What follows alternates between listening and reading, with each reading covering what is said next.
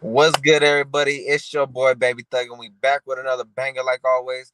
Remember, like, comment, subscribe. And now, look, man, we on episode 8 of the Baby Thugger Show, man. And we got a special, very, very special guest today. He goes by the name of Herman Cowboy Douglas, a.k.a. Big Thundercat, a.k.a. the man that Briccbaby scared of, a.k.a. the one that nobody could beat up, a.k.a. the one that'll knock you out in the alleyway, the one and only Cowboy. He'll be up in here in a minute. He knows that we just went live right now, so we're live. He just barely got home. We're giving him some time to get in, adjust, and all that. And shit, man. I mean, we up. It's gonna be a good day. It's a Tuesday. I know that you guys are used to our lives every Friday, but today was a very special day. We got Cowboy in the building, so this is what we're gonna be doing. We're gonna be doing the interview today. Next week we got 801 Intentions lined up. After that, I got a couple other artists that I'm getting in touch with, but we might be having a little Easy coming on soon. You guys stay tuned for that one right there. And yeah, so I'm just waiting for my boy to get up in here. Once we get up in here, we'll start asking the questions. We'll get to the real deal. Cowboys gonna be letting it all on the floor today. We're gonna whatever's up in the air is gonna be put up in the podcast today. So we all up, man. We good, we good. So look, man. I wanna say first and foremost, thank you to everybody, man. But here we go. Here's my boy. What's good? What up, my guy? Alright, so look, man, if you guys don't know, this is Herman Cowboy Douglas, aka Nipsey Hussle's big homie. Now, man, go ahead and introduce yourself. What up, my guys? Cowboy, y'all know what it is. The marathon continues. By running back. Hell yeah. All right, so boom. I mean, shit. Let's get into it. Um, you were born in L.A. Yes, sir. Hell yeah. All right, so look, man, it's very special to have you on the podcast. We're an up and coming podcast. We're out of Ogden, Utah. I'm only 21 years old. I'm doing my thing, so trying to build it. We got our brand going on, the player brand and shit. So, hell yeah. So, I Yes, mean, sir. shit. Where the let's get into it. Where did it all start for you with your music and everything in Nipsey? Like, were you always the one doing music?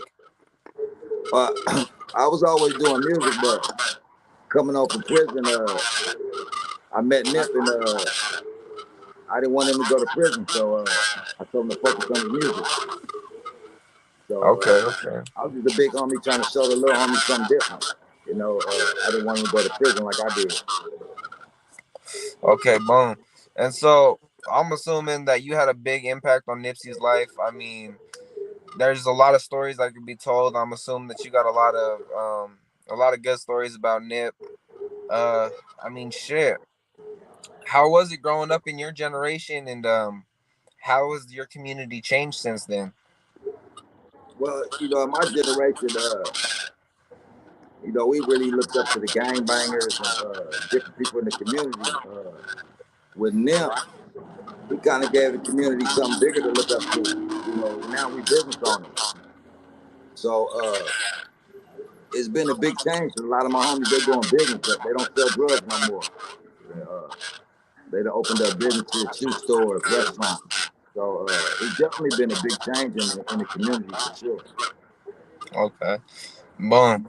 And so now that we're getting into that, so do you have any besides Nip, did you ever have any other younger rappers that were under you or any other younger homies that you were trying to coach? Well, when I came up from prison, I may have named maybe like 5 different homies up under me. Some gangbang, other ones died, some went to prison. A couple of them are doing good right now. So I watched maybe like 4 or 5 homies up under me go separate ways in life. You know, uh, yeah. So when I came over from prison, a lot of homies wanted to be from the hood, but I tried to steer them away from the hood. Okay. All right, boom. So for you, it was just like destined in the generation you were growing up in. It was just destined to go to prison. That was like you didn't really have any chance to really do any music besides when you got out, huh? Yeah, I mean, if you wasn't a ball player, football or basketball, it was a little different doing music. You needed a major label. Nowadays, you guys can burn discs. You got QR codes. You got a lot of different options. Y'all got the internet. You got to realize I started before the internet, and I caught the first generation of the internet. You know what I Yeah. mean? Me and Nip, we were ready when that first generation rolled in. You know, we was on what's those I-90, I-60 flip phones. Then the Okay. iPhones come out, the internet. You know what I mean? Yeah. Okay. And so I know you used to do basketball back in the day. How was that? Yeah, I always play ball. If you look at all the old videos, when I was out there gang banging, you see the pictures of me with two rags on my head. I always had a basketball. You know, I was always an athlete, always basketball, like to fight. You know, we Thunderdome every weekend, so you know I was raised up to squabble. You know, we fought every weekend, and everybody that I fought from the hood, we the best of friends to this day. All right. Well, shit, this is what I wanted to get into then. Since you say that, you came up in the old school, squabbling up and everything. Shit, do you feel like it's different with the newer generation? Do you feel like people are quicker to pick up a gun instead of fight? Oh yeah, for sure, for sure. And that's what I'm really trying to get people. You know, take a fade. You know, anybody can bust a gun. You know what I mean? That don't make you a man because you can bust a gun. A man gonna stand up, squabble up, win, lose, or draw, get back up, take a fade again. You know, if you can't handle the fade, maybe your uncle, your cousin, somebody take that fade for you. You know what I mean? You ain't gotta run to a gun. Exactly. And You know. so I see you on your Nothing to Something podcast. You're over here, you doing your thing. You're fucking coming up, you airing shit out. But I do see you pushing for positivity in the community. I also seen you do the stuff with Bosco and a couple other members. Rest in peace, S Bone. That's what I wanted to say first and foremost. That was a very powerful podcast that I watched. You guys have some wise words, and how was it being around S Bone? Because I know he's really well minded. Well, it was like a breath of fresh air just to see somebody on the same page with me. You know, he put God first. The same stuff that we talked about. It felt good to see somebody that felt like I felt. You know, somebody that was raised in a generation I was raised in that still had those same morals, still had the same values. You know what I mean? So that was good. He was a solid individual. And when he For passed, sure. I knew he was in a safe spot. You know what I mean? I go to a lot of gangbangers' funerals, and I don't know where they went. You know, but dudes like S Bone, dudes like me that keep God first. You know we safe. You know we protected. Nothing could happen to us unless it's part of God's plan. For sure. And so this is what I was gonna say right here. With S Bone, have they already had his funeral and everything? And have you went? I think he just had it a few days ago. It was kind of, it wasn't really broadcast like that, but no, I didn't attend. Oh, okay, cool. All right, so I mean, shit. How did you come upon getting on the Nothing to Something podcast? Oh well, like when I first started doing podcasts, like it was like maybe 3 years after Nip passed before I even did any podcast. Uh, for 3 years, I watched all type of negative stuff about me. It was a lot of negativity. Everybody had all these conspiracy theories and shit. So I did No Jumper first. Then I Yep. did Vlad. Then after I did Vlad, uh, I did a few other podcasts. Then I ran into Nothing to Something. So when I got there, the platform was cool. It was a positive platform. So I said, you know what? I could bring my Talk to Take a Fade over there, and that's where I made Talk to Take a Fade. Hell yeah, hell yeah. And so this is what I was gonna say right here. With all the platforms that you've been on, um, which one did you feel was more comfortable besides the Nothing to Something podcast? Because you seem pretty comfortable in your Vlad interview. Well, I'm in it for the message, so it's not really about. I'm gonna be comfortable wherever I'm at because whatever question they ask me, they're gonna get the truth. So it didn't really matter. It just I wasn't looking for a major platform to get on, but when I seen that platform, it was up and coming, and I felt I could work with it. For sure, for sure. Okay, and what's your message for the youth? So that way we're not over here losing so many talented rappers like we did with Nipsey, Draco the Ruler, Young Dolph, etc. What would you tell up and coming rappers? Just realize that we are human beings, and give everybody a fair chance. You know, give them a fair fade. Uh, don't run to the gun. You know what I mean? Take that fade. If you can't take that fade, you know, somebody can take that fade for you. At least y'all can live another day.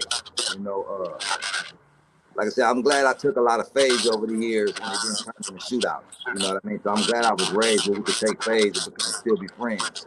So what I say is, you know, if y'all love each other, give each other fair ones. You know, especially y'all claiming the same hood. Why would you pack him out? Why would you treat him like an enemy? And y'all represent the same hood. You know. So, Exactly. I feel so you put the on that guns one. down and just don't never give up on your dreams. You know what I mean? Whatever your dream is, everybody gonna shoot it down and tell you, "Oh, you just dreaming." They thought me and Nip was just dreaming until it was reality. You know what I mean? So stick with your dreams. Don't never let nobody tell you no. For sure.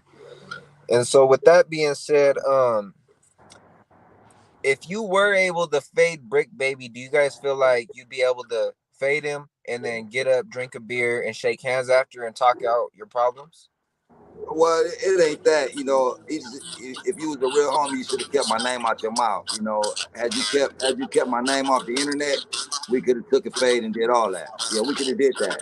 You know, in the beginning, had you just stepped up and say, "Hey, bro, I don't like what you did. Let's take that fade, get it out the way." But you chose to get likes and you chose to elevate your platform on my name.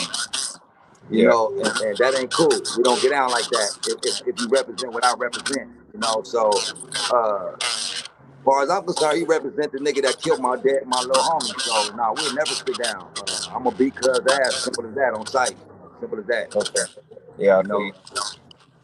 I You feel know, you. I'm And old school. You know, I don't have no beef with cuz. He just disrespected me, and until we get that out the way, till I squabble cuz up, then we can discuss maybe if I ever sit down with cuz. But until I get this off my chest, you know, because I feel if you got something bad to say about Cowboy, that means you protecting the nigga that killed Nipsey. I feel So you. I can't get to Eric, but if you want to take that fade for your homies, then let's run that. Yep. You know. And that's all I ever said. Just keep my name out your mouth. Keep my dead homie name out your mouth. And I never spoke on none of these dudes. They all spoke on me. So Yeah, all I'm for saying is, sure. if you're gonna speak on me, let's take that fade. Yeah. And this is what I wanted to say right here. You see all these young people speaking on you, but you don't really see a lot of older OGs really speaking on you. I mean, Bosco and them have their opinion, but you don't see nobody from like older OGs from your section saying anything. Like, I'm assuming you and Big, you still have a good relationship. Yes, sir. Yes, sir. That's my big homie. You know, it's only a few people in the '60s that I will respect. You know, that can give me some advice. You know, can't nobody in the '60s tell me what to do, but they can give me advice. You know, and it's certain people in the '60s that they advice I take it to heart. I feel you. I feel you. And so, I seen this one YouTuber. Everybody says it's your big homie, Kev Mac Videos. Is that really your big homie? Do you know him? Yeah, yeah, yeah. Kev Mac, that's a big homie. Okay, yeah, I was just wondering. Yeah. Um, yeah, because everybody was. I always thought you were just the only Kev Mac and then Thundercat and all that. So Yeah, yeah. originally when I was originally from the hood, I was Lil Kev. You know what I mean? Then as I came home from prison, I took on Big Thundercat and a couple other big names. I got a couple other names from the hood. I got little homies up under me. Okay, okay. And so all right, boom. So how are you still feeling like you gonna whoop Adam 22's ass too? Well, you know what? He been hanging around them busters so long that, you know, he probably could whoop them. You know what I mean? He been around them busters, you know, and the worst thing you can do is fuck with a real one. You know, I'm a real one by not talk. I'm gonna show you when I see you. You know, I'm for sure gonna slap cuz up for sure. I don't want to assault cuz gonna tell. Yeah, But I'm definitely gonna slap him up just to show him that you fucking with the wrong one. I'm not that guy. You know, I try hard to be a nice guy. I try hard to smile. You yeah, know, I don't want to backslide. When I backslide, the helicopters come out and I go to jail. for sure. So my big homies that know me, they call me and say, bro, don't bite into that bullshit. They know me. You know what I mean? Yeah, I'm all about respect. If you respect me, I'll respect you. But if you disrespect me, I'm gonna disrespect you to the fullest. I'm gonna slap you like a bitch. And when I Exactly. slap you, I, I expect a reaction. No, I don't expect a nigga to ball up like a bitch when I slap him. You know what I mean? When I slap a nigga, I expect some reaction. You know what I mean? You feel me? Yeah. So I'm expecting you to ball your fist up and do something. You feel me? But I'm gonna show you how much a bitch you are, because I'm gonna slap you like a bitch. Yeah. Then we gonna then we can see whatever transpires from there. So if you Yeah. want to be hood and you want to discuss hood politics, I'm gonna politic you like you hood. I'm gonna politic you. When I see you, it's on sight. For Simple as sure. that. You know. For sure. And this is what I was gonna say right here. I seen this was like a big message in one of your interviews when you were saying you talked to Nipsey Hussle about you can't hate one whole hood over one buster, and you can't judge everybody over just one sour apple, basically. Yeah. Um, did he take that advice all the time? Because it seemed like Nipsey Hussle was a good dude, really cool dude. But it seemed like if you got up in his personal space, especially paparazzi, he was popping off for sure. How was Nip? But it was all respect with them. You know what I mean? If he was doing his personal thing and you disrespected him and his family, he gonna address it. You know, grown men, we gonna address it. You know, we not gonna let it slide. You know, I'll be a bitch if I let it slide. You know what I mean? We don't let it slide. Disrespect, we don't let slide. Simple as that. We gonna handle that off the dribble. So you won't get comfortable disrespecting me. You disrespect For me once sure. when we get down, you know, don't do that again. So For sure. So I mean, how was it watching Nipsey grow? I mean, being a part of that, seeing all the talent that he had, and I mean, how was it? Because I mean, that's basically like your A1 right there. That's your little homie. So your prodigy. So how was it? it was amazing, you know. Cause everything I told him he was gonna do, I said, bro, stick with your music. Fuck this gangbang shit. Do your music. And I watched him. I was off of drugs. I was in and out of prison, and I was watching him elevate, elevate. Every time I came home, he was doing better. You know, every I lived my dreams through Nip. You know, every stage he went on, I went on. You know, if it's before the show or after the show, I was on the stage, and I witnessed it. You know, they can't take that from me. I witnessed it. I hung posters on every pole in LA. Every pole, I put a victory lap. You know, it take a lot as a rapper for you to put down your career and help elevate the next man's career, your little homie. I For could have been sure. fighting for position. I could have been fighting, oh no, it's about me. And that would have stagnated us. But Yeah. instead, I'm Kareem Abdul-Jabbar. He Kobe Bryant. Hold up, let me sit down for a minute. You know, For and sure. and now with him not being here, who's gonna fill those shoes? And I look around, I look at the artists that was left over, and I don't see nobody that can accurately fill those shoes other than me. Musically, Okay. I'll never out rap them, you know, but I can motivate you, or I can motivate the next person to get there, to get as good as them. You know what I mean? So I'm here for a reason, and I know God got me here for a purpose. For sure. For sure. So with Nipsey being gone, I see you still pushing his merch and everything. So you guys are still pressing the Crenshaw sweaters, or how is everything going with the merch? Well, everything you want concerning Nips merch, marathonclothing.com. Me, I got a custom clothing store. Whatever you want printed up, I make it. I don't care what it is. Your logo, your design. You send it in, I make it. So Okay. I got a Okay. custom shop. We do embroidery, we do DTF, we do whatever. If you want Crenshaw, you want Florence, I don't care what you want on that motherfucker. I make it.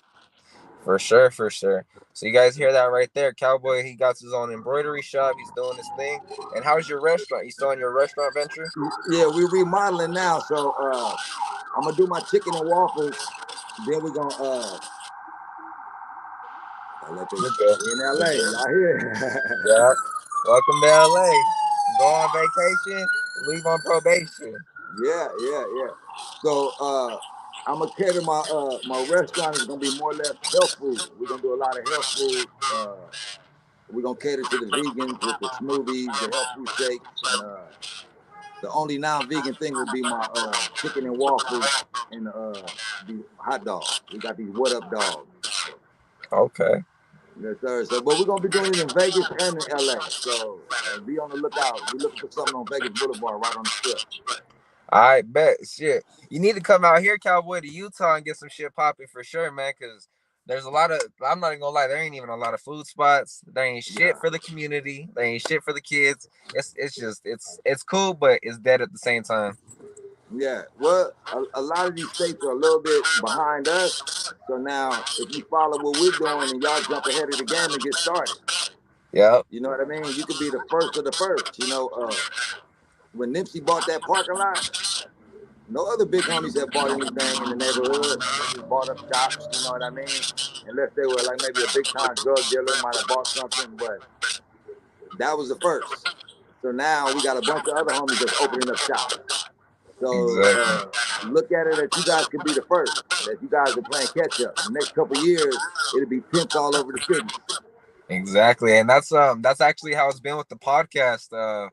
We're really like the only ones really pushing out of Utah that came up and just started doing all artists and everything that's been going on, business entrepreneurs, barbershops, and shit like that. Yeah, So it's been a whole thing for us. We're growing as a fucking thing. We're tapped in with my boy Food and Felons. I wanted to yes, talk sir. about that. Um, what's your relationship with my boy Food and Felons? I see you guys working Oh yeah, we had tapped in, just a mutual fan. He was a Nip fan. We linked up in traffic.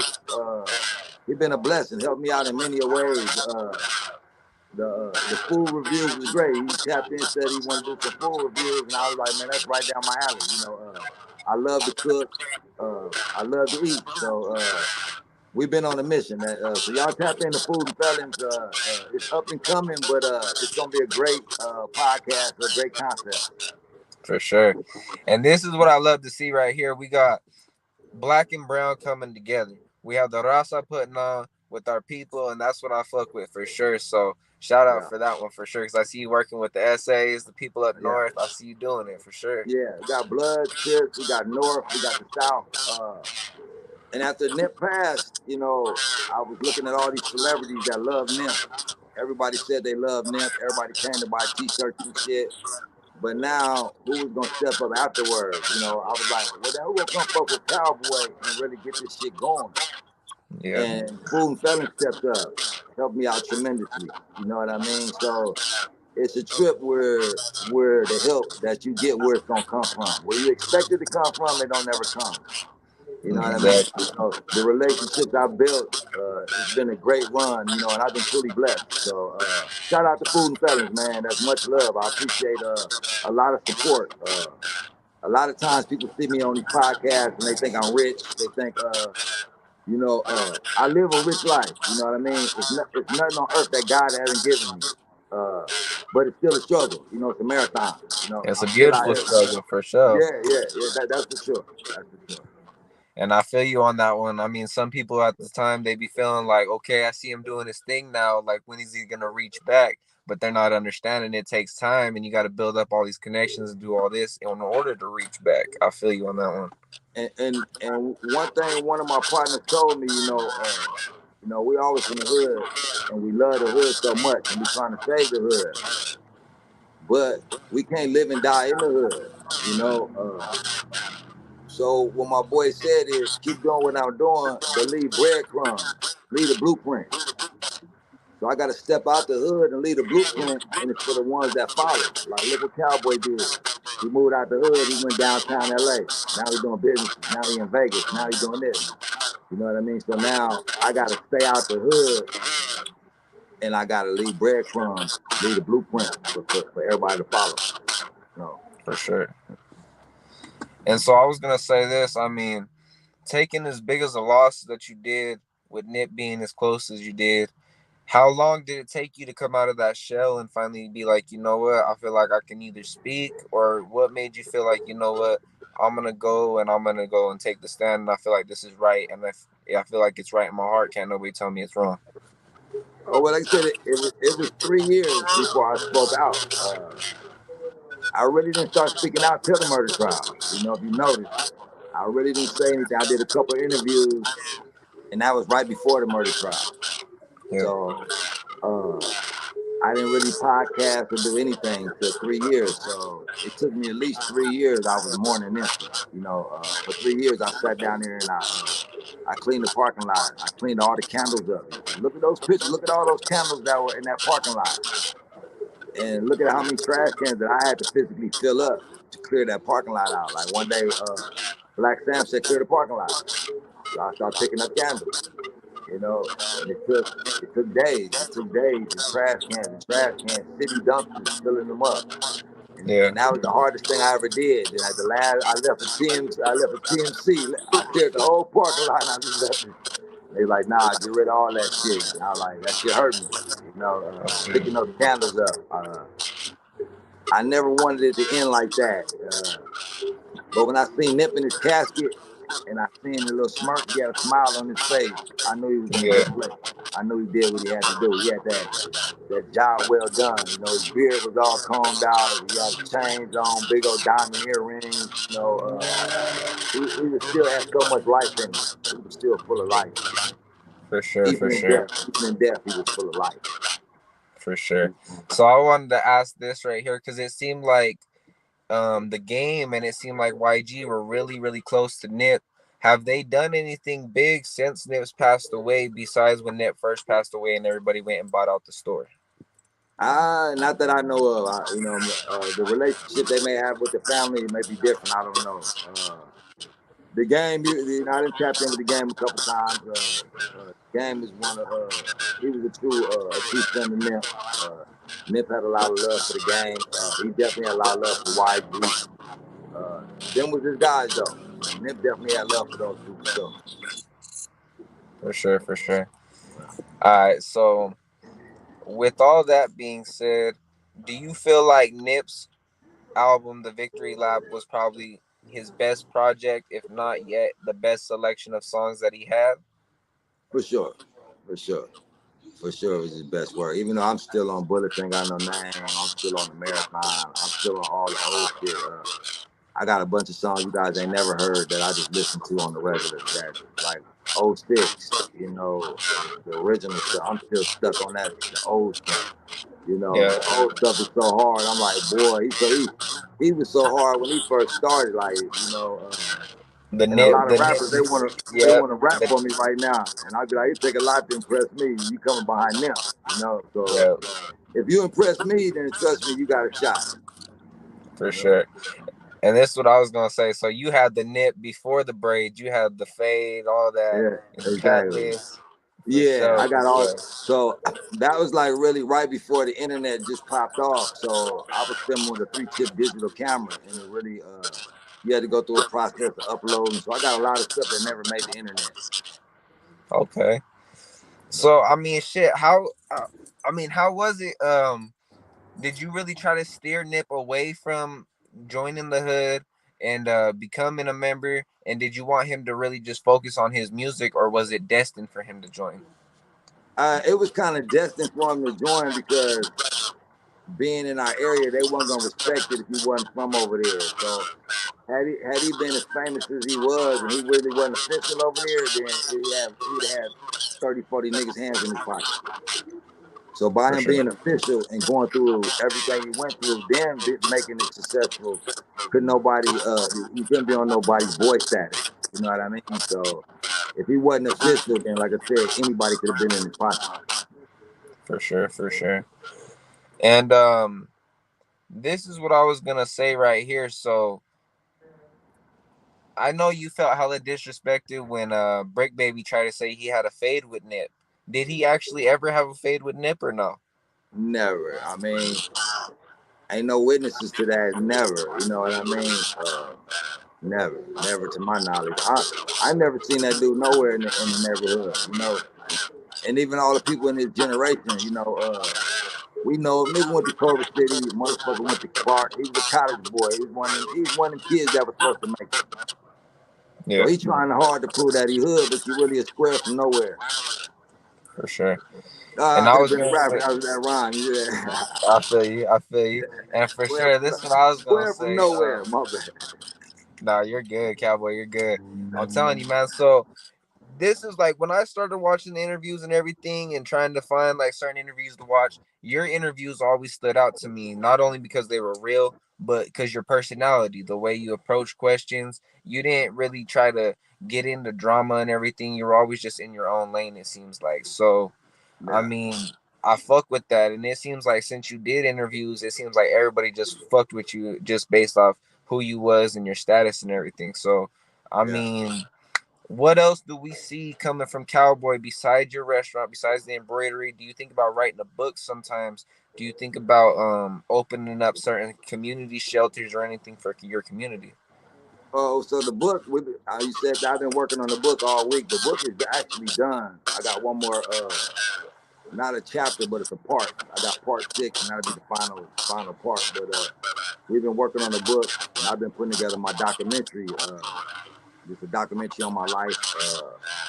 And the book is my life story, and it just tells, Nip was a chapter of my life. You know what I mean? So it's a hell of a story. You got to read the story. So everybody that's been reading it, they've been amazed through all the shit I went through. So we got the book, the documentary. So what we're about to do is we got a nonprofit for the elders, the older generation. So we Okay, want to start preparing meals and food for the older generation, help them teach them on classes on the internet, teach them how to work these apps, how to get cash app on their phones and shit like that. So I want to cater to the youngsters and I want to cater to the elders. for sure. And this is what I was gonna say right here. How do you feel like LA could help their community more? It could be either the city helping the community, the gangs helping the community. What do you feel? Well, I know it's rough times right now, and I know the government's going through a whole lot. I say in LA, just as if all the gangbangers just put their guns down and just took fades, that'd be a hell of a start. Just implement, gangbangers, y'all just take fades. You know what I mean? Put the burners down. You know what I mean? So we can stop the unnecessary killing. So now, if you could walk around and not worry about looking over your shoulder if somebody killing you, the worst thing you got is a fade coming. Then maybe you could focus on your hustle. You could focus on paying your bills. You ain't gotta walk out the house with a gun on you every day. So we need to make a rule.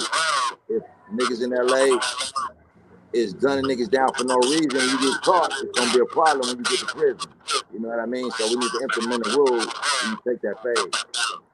For sure, for sure. And I was gonna say I seen the Nothing to Something podcast. They did the interview with Milk. Were you around when they did that interview with Milk? And are you good with Milk, or how do you feel with the comments he made? Well, so my podcast is called to take a fade. So nothing to something is totally different. So I got one day that I do my thing over there. So when he started interviewing these clowns, the Milks and the Nina girls and all these busters, uh, I told him I was gonna back away because I felt they wasn't equal to be on a platform with me. They wasn't. We don't have nothing in common. There's nothing. There's nothing that they bring to the table. They don't bring no substance. I feel You you. know. You feel me? They don't bring nothing but some gossip and some bullshit. But I don't really have a problem with Milk. Out of all the haters, I expected from him. You know what I mean? That's I respect. I expected from him versus Shitty. I'll give him a pass before I give Shitty a pass. You feel me? Because you claim what I claim, so you got to get fucked up. But for a nigga that's on the other side, yeah, okay, you supposed to feel that way. All right, I can understand that, but I can't understand it from a real homie, So, For sure, I feel you but on like that I one. said, I got my. Brick not a Oh, real homie. That tells it all right there. My real homies pulled me to the side and we talked. Uh, yeah. uh, he was a clout chaser and just internet bum. So that's what I wanted to talk about right there. So it was really just Briccbaby and 600 popping it the whole time, and you actually had your whole like real hood, your real homies around you telling you like, "Yo, like you're good and everything. It's just like leave these little fuckers alone." Yeah, well, I always knew I was good because I jumped out in the hood every day. I made sure I was good. When some days the internet said I wasn't good, and I was like, "What?" And I run to the hood, and they looking at me like, "Hey, you tripping, bro?" So you can't listen to the internet. You know what I mean? I move how I move, and then I didn't want the internet to get me out of character where I had to prove a point. Where I got to go jump out, and I really got to go show these niggas that I'm really, I ain't got nothing to prove. You know what I mean? I feel you. it ain't nowhere in the 60s that I don't go or I won't go.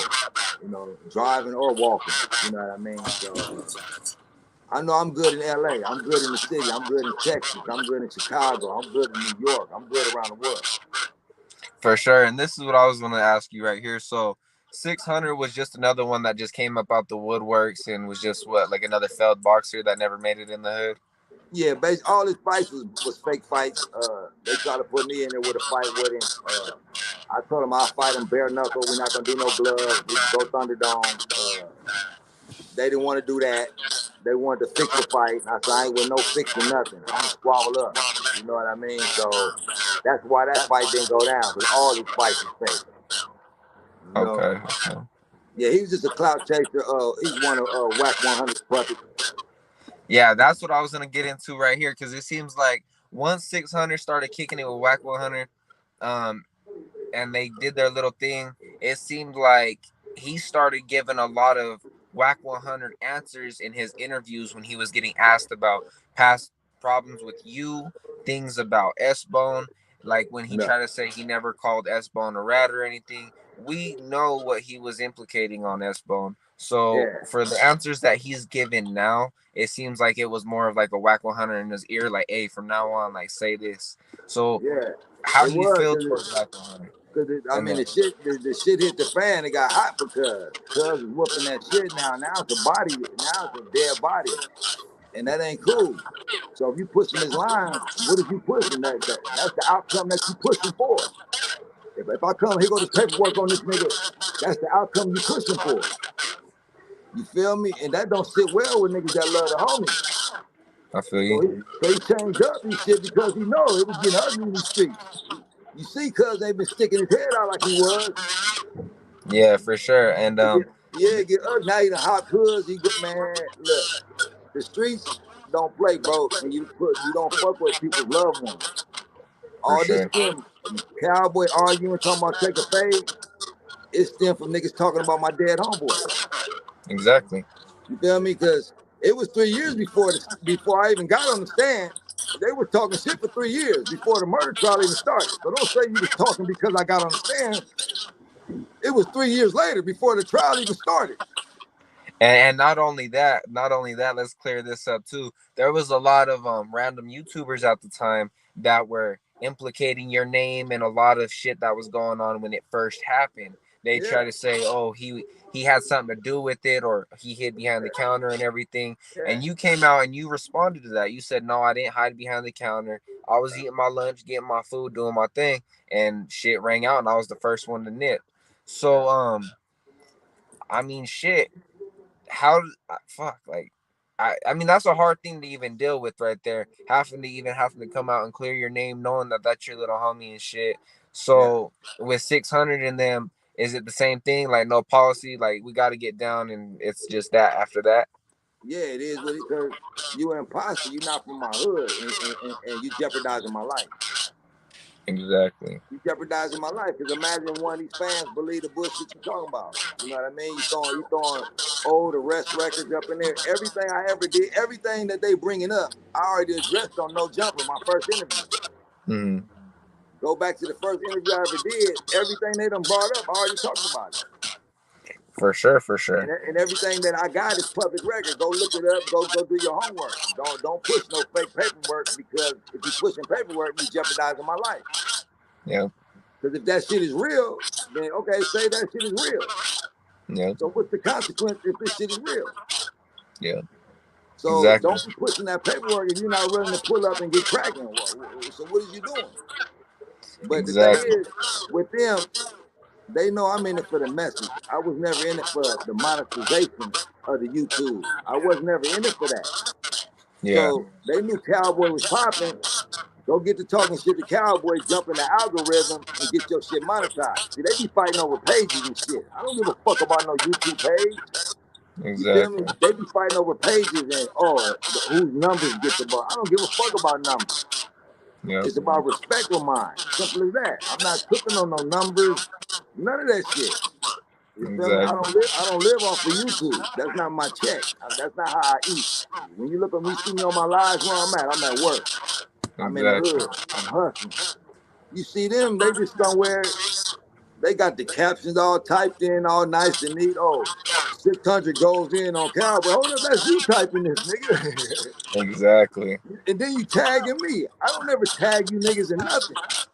They got Exactly. Cowboy tagged up in there. Then they got the caption. Whoopty whoop exposes Cowboy.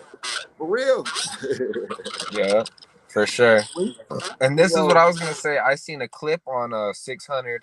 It was from Street TV, I believe, where they pressed. They didn't even really press him, but they kind of called him on his bullshit when he tried to say there was other allegations brought up against you. uh, Street TV came through and clarified it. He said, "Boom, this is the charge you're trying to bring up. This is the one we're talking about. So you're over yeah, here trying to throw this into a different case that has this case don't even exist." yeah. And so, Yeah, what's so crazy is that everything that they bringing up, they don't realize I've been in jail a lot of my whole life. yeah, So you know how many times when I go to jail that all that shit pop up and I gotta fight it every time. yep, So exactly, I know which cases is mine. I had to fight this shit many a times. exactly. You feel me? And so so when they bring up some bullshit, I know the bullshit because the police tried to bring the bullshit on me. They don't realize that all them different aliases pop up. The police was stacking all them aliases, trying to get me washed away. Exactly. You feel me? But they don't understand that, and I'm not gonna try to explain. I know I sleep good at night. I know what I've done. I know gang banging. When you're a gang banger, you're not supposed to be have a clean ass record. They claiming to be gang bangers, but they got license to carry. Yeah, How many gangbangers you know got license to carry that was really active, that was really in the field? I don't know, not one. You know what I mean? exactly. And that's what I was gonna say with 600. He has all his shit's legit. I mean, it's not bad to be legit either. It's not bad to go down the route 600 went, whatever the fuck route he went. But the extra shit that 600 is doing, trying to push fake propaganda, taking pictures with LAPD and trying to play it off like he's making himself just look worse and worse every time he tries to either up on you or try to make himself flex. Like he just makes himself look worse. That's how I feel. Yeah, that's all it is. You cloud chasing, but you know you looking for that fame, but when you step outside, I know you're not feeling comfortable though. I'm comfortable. You see me walking up and down Vegas Boulevard. I'm having a ball. Pictures But with fans, all that. We see it. yeah, I know these niggas. They not comfortable like that. Yeah. Exactly, exactly. So I mean, besides all the drama right there, um, how is it when you started just traveling, doing your thing, starting to get your businesses going? Was it a better feeling than being in the hood every day, having to worry about hood politics? Well, you know, I was in the hood every day. I was making way more money. Like I was making stupid money in the hood. You know, I'm talking about ridiculous money. And it was 50-50 if I was gonna make it home that night. You know, I had a 50-50 chance. Every day I went to work, it was 50-50 if I was gonna make it home. You know, so I was downtown one day buying some shirts and I seen the shop and I prayed about it and I said if I get this shop, you know, I'm gonna stay off Crenshaw. You know, and Yeah. I got the shop and I still was on Crenshaw though. I was still over there, you know what I mean? Oh, But but I made the transition and like I said, I'm just gonna leave a blueprint, you know. I'm still in my hood every day, you know what I mean? But it ain't gotta be televised, you know what I mean? The hood don't gotta be a spectacle every time Cowboy in the hood, cause the hood see me every day. They on the regular, you know what I mean? So uh, the worst thing they want to see me in the hood with my cowboy hat off. That's the worst thing they want to see. for sure, for sure. I was gonna say, how did you feel about Blueface getting charged in Vegas and the witness doing that little petty shit he did, taking a picture in front of Blueface? I ain't really kept too much of it, man. Blueface, he pretty much stay in his lane. I really don't. I ain't really kept track of what's really going on, so I really can't speak on it. Like I said, Blueface, I like his style. He stay in his own lane. He like to fight. You know what I mean? So I ain't got nothing bad to say about Blueface. I ain't really kept up with the case though. Okay, okay. Yeah, like I said, I'm on the internet, but I don't surf the internet. You know what I mean? I feel you. So you just pop up here and there. I feel you Yeah, gotta I pop up with a dig out. message. Yeah, I just try to have a message, let them know, keep God first, keep on going, marathon, run a lap. You know what I mean? I'm trying to motivate. That's it. You know, but Exactly. just because I'm a positive person, just because I'm a Christian, just because I believe in my Bible, don't get it twisted like I won't fuck you up. You know what I mean? Out of respect. You know what I mean? It's just respect. You look at Nipsey first video. Yeah. Crenshaw true story. The first time they ever see me on the internet talking for Nipsey. And I Yeah. told even Nipsey, nigga, we don't care if you're a rapper, we'll fuck you up. You know Yeah. what I mean? That's just how the rules go. It's all about respect. You know what I mean? If you respect me, I'm gonna respect you to the utmost. I don't care where you from. I'm gonna respect you. You could be a homeless bum, you could be whatever. If you respect me, I'm gonna respect you. For sure. For sure. And I was gonna say, so do you fuck with Crip Mac at all? Like, do you talk to him? Are you gonna ever work with him? I ain't got nothing bad to say about Crip Mac. He in his lane. He doing his thing. He ain't bit and said nothing about Cowboy. I've been to jail with Crip Mac. We done crossed each other in them tanks before. So Crip Mac in his own lane. He doing what he got to do. Much love for Crip Mac doing his stuff.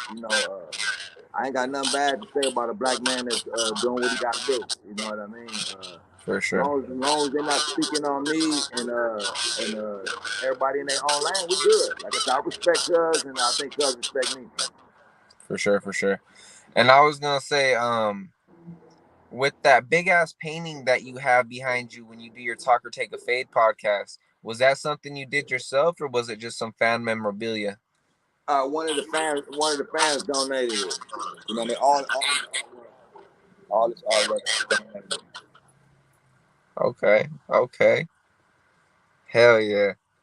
Yeah, that's all the fans. I probably got over 100.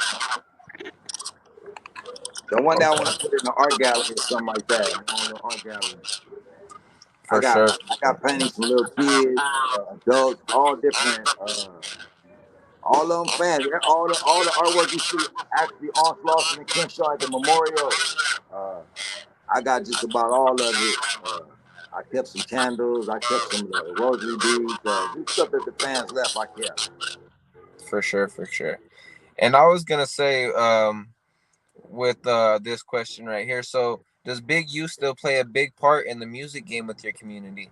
And can we expect any interviews coming from him? Because he's a really interesting character when he does his interviews and everything, well minded and all that. I would imagine he probably would have some big interviews coming up. His sons and one of his sons made it to the San Diego Chargers, so he got his hands full. He up at the games, living life, man. Raising those kids. He's a blessing for the community. Believe it or not, he's a real blessing for the community. So for anybody to speak bad about Big U, they don't know Big U. You know what I mean? He's a true blessing for the community. For sure. Big And I U, was Bear Claw, it's a whole squad, the whole little team. for sure. And I was gonna say, shit. I mean, it looks like Whack 100's on a whole world tour running from J Diggs. How do you feel about that? Do you feel like he's gonna get his karma one day? Oh, that's for sure. He told on the Blueface case. He got all type of smut on him. Once they start talking about me, I dug all their little information up on them. So best thing they can do is keep my name out their mouth because they know I know the real. So For sure, for sure, you know what I mean. Yeah, I got their whole file. So yeah, it ain't too good. So when you always whooping that shit, it's bound to come back and bite you though. So hey, that's how they make a living though. for sure, for sure. And I was gonna say, for anybody that wants to work with you or any big businesses, how can they reach you? Go ahead and give them your info, how to reach you, your Uh, Instagram, YouTube, whatever. Herman Cowboy Douglas, YouTube, Shop Cowboys Customs on Gmail, Shopify, Shop Cowboys Customs. If you Okay, want merch okay, and shit like that, if you want to grab DM on the interviews and shit like that. So normally I charge about a rack of interviews, but depending who you are, depending what if you're on a positive note, I do free shit. No big deal. for sure, for sure. I'm working with anybody that's on a positive page, bro. If you got money, if you don't got money, just tap in with me. Exactly. If you And need that's some what I was advice, gonna need say. some help, yeah, yes, sir. Yeah. I was gonna say I wanted to say much love for this one right here because I mean, this is a big thing. I've always wanted to get in with you, Cowboy, get this interview in and shit. So I really appreciate you for coming on for real and all this shit that we've been going. Um, I really hope to meet you one day and all that for sure. Oh shit, I think we lost Cowboy. Yeah. Anyways, guys, we'll put it like that. My boy might get back in here, but it's your boy, Baby Thug, Trap on the Records. For you guys that didn't believe me, thinking that I wasn't gonna have Cowboy on, we have Cowboy on. I hope to meet him one day for sure. If oh, we got the big homie back. Here we go. Oh shit, hold on. Um, your mic. We can't hear you, big homie. Your mic. You might want to press the mic button, see if it'll fix it for you.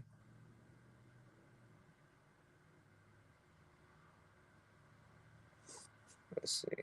We're having some technical difficulties. Hold on. Hold on. I'm a unadd you real quick. I'm gonna add you back in. Hold on.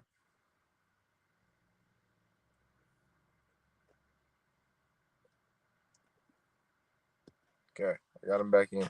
Anything? Still nothing. All right, we still can't get his mic working. But yeah. Oh shit. It's on my end too. Let's see. Hold on. Let's see. All right. Well, fuck. Anything? Can you hear me on your end, Cowboy? Oh shit. All right. But anyways, look, man. It's your boy Baby Thug Trap on the Records. That was your boy Cowboy. And be looking for some more exclusive shit that's gonna be coming out. Shout out to my boy Food and Felons. If you guys haven't already, go subscribe to his channel. It's Food and Felons. Now go tap in with Dubs, both of his channels, Dubs V and Dubs S. You guys go tap in with those right there. And shout out to my boy Gunners Collective. Shout out to having Cowboy on for sure. I think we got him back in. All right, boom. We got him back in and I can hear him. What's Yes, good, sir, big my bro? guy. Man, I'm good. Yeah, so that was our fault. I'm thinking on our end or something. But I wanted to say big shout out, man, for coming on the podcast. I hope to meet you one day for real, big bro. Me Yes, and Food sir. and Felons will be working too, so I might be meeting you soon and shit. And I hope we can collab. Not only with that, I hope we could do something with the merch and everything too, because I'm not gonna lie, with the merch over here and everything, we don't have shit going. So I mean, everybody they want the sweaters and shit, but it's on our production end that it's really slowing us down and shit, and it's just me doing it. But All right, all right. rather than that though, man, you have a great story and all that. I don't want to take up a lot more of your time. So yeah, man, just thank you for coming on the podcast. I'll be in touch for sure. Yes, sir. Much love. We'll tap in on that merch. Let me know, man. I'll send you a starter kit, get you started. For sure, for sure. Much Yes, love, big sir. homie. All right, y'all run a lap, marathon. Yeah. Yes, sir. Now look, man, that's your boy Cowboy. We let him do his little exit real quick. Man, shout out to the big homie Cowboy. Shout out to Food and Felons for sure, for sure. Fuck the hater world. Fuck loked out, smoked out TV. That nigga. Hey, let's talk about this real quick. I'm gonna air it out real quick with this at the end.